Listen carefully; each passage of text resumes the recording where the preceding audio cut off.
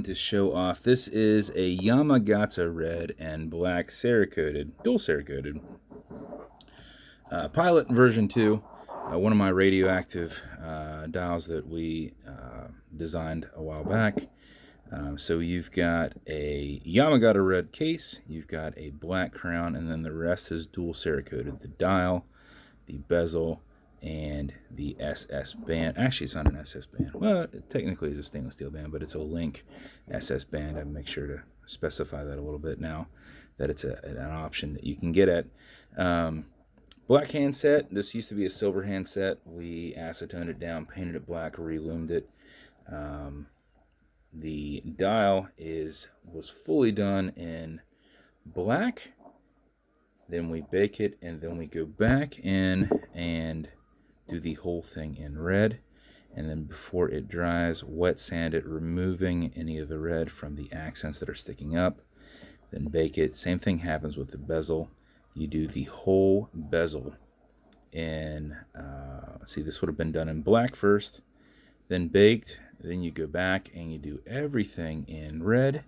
And then before it dries, wet sand all the red you can off, and then bake it once more. So that's how the red gets down in there.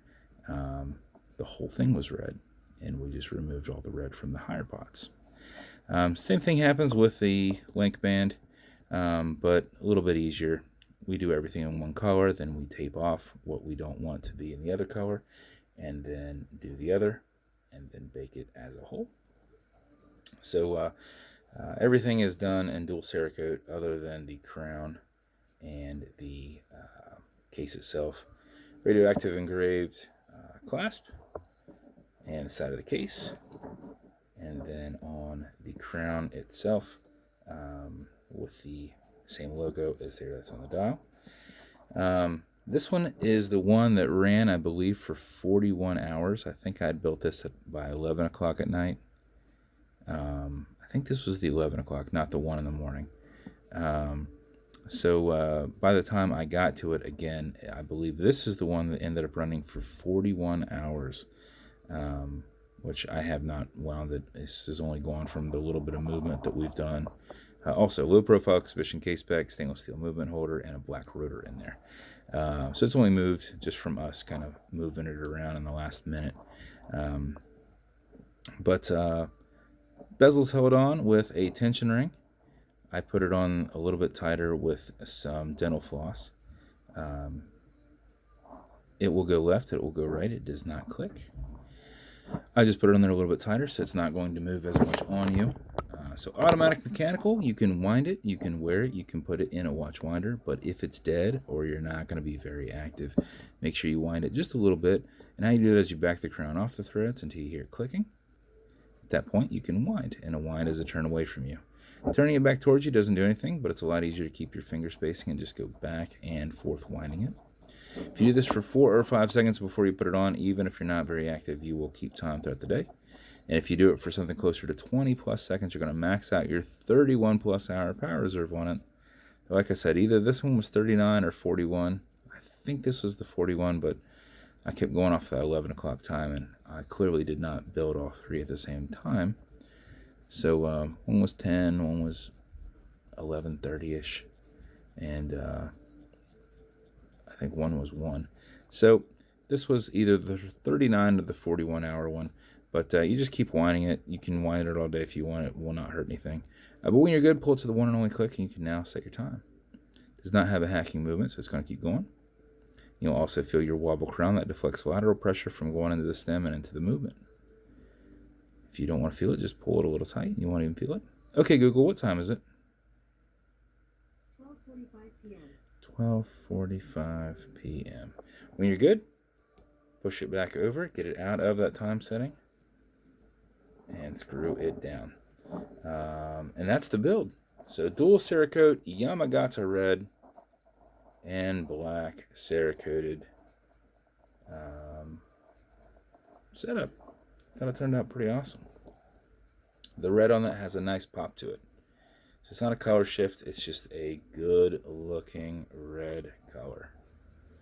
So As with every build, comes with matching beads, entirely up to you whether you wear those beads or not. This one, I don't have anything remotely red, and in my biohazard line, I didn't really have anything in black. Everything that I did was always brown and silver based, so best I could do is a silver radioactive build. Box for this, it's going to come with watch cleaner. This is good on all glass and metal parts. Non-streaking, non-toxic, non-residue. And then some fine scratch remover. This is Novus 2 from Amazon. This is in case you have a scratch in your acrylic glass, which you can.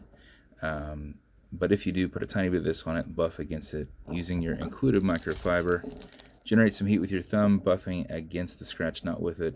And you should buff it out in about 20 seconds. So this is the same stuff as essentially Polywatch. So we just repackage these. But that is your build. And if the build's going to you, congrats. I think you'll like it a lot. It was a little bit tough of a build with a dual cerakote. Anytime we do dual cerakote, it is very tough to get those super perfect. But dial came out perfect. The bezel could have come out a little bit more perfect in some spots. I kind of worked with it a little bit here and there, but not as perfect as. But I guess we tried it 3 times, 3 different bezels, and this was the most perfect of the 3 because I could see a little bit of black here and there that I was like, oh well, that didn't quite come off. That didn't quite come off, but I thought it came out pretty awesome for a dual cerakote build. So if it's going to you, congrats. I think you got a pretty awesome watch. With cerakote, it's the same thing as paint on your car. It's a little bit harder than that because it's baked on. But anything you wouldn't do with your car, don't do with this because you could scratch it the same way. So don't rub it against brick. That'll happen. If you ever feel that the cerakote is tight anywhere, which this all felt normal, you use gun oil on them. So gun oil is how you can clean them up as well too. So if you ever get something kind of on it, try using gun oil first and see if you just bring back that luster to that cerakote. This will clean your watch of anything negative on there, but this, if you put like a scratch or something in it before you get too wild, try some gun oil in there and see if you can get it knocked out. That's a lot of times what I do with these bezels. That's how we kind of clean them after we're sanding them, is we're using gun oil and saying, hey, did we miss some there? Sand more, sand more, sand more, gun oil. So that's your build. So if it's going to you, congrats. I hope you love it. If you want me to build you something custom and unique, reach out and I'll see what I can do. And if you want to continue to see videos like this, like and subscribe as I put them up all the time. Thanks for hanging out, guys.